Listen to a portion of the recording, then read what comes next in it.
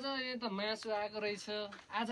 एक चुक्टा भयो नि सबैलाई पर्ने भयो है होइन सर यता मेरोमा पनि आएछ अब यहाँ चाहिँ 2.5 चुक्टा पर्ने है कसरी यो 84 व्यञ्जन भनौँ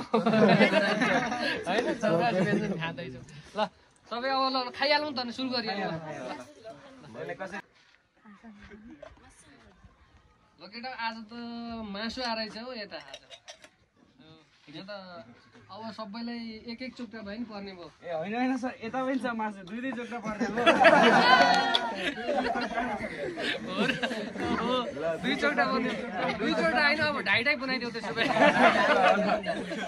सानो मान्छेले आन्टी ठुलोलाई 2.5 बनाउनु पर्छ है 2 चुक्टाले हुँदैन सबैले अगाउनु पर्यो नि त मासु अरूकोमा कसैकोमा आछ कि हेर त के छ यो त दही आएको रहेछ यहाँ दही रहेछ यहाँ के छ साग अरू के आएछ भात चाहिँ आज कर्णालीका सय आएन कर्णालीका सय पनि छन् ल अब खाना सुरु गरौँ ल यो पहिला यार केटा यो मासु खानुभन्दा अगाडि चाहिँ यो उ खानुपर्छ भात खानुपर्छ अथवा रोटी खानुपर्छ खाली पेटमा मासु खानु नरे के को जुनी हुन्छ अरे नि त के को जुनी हो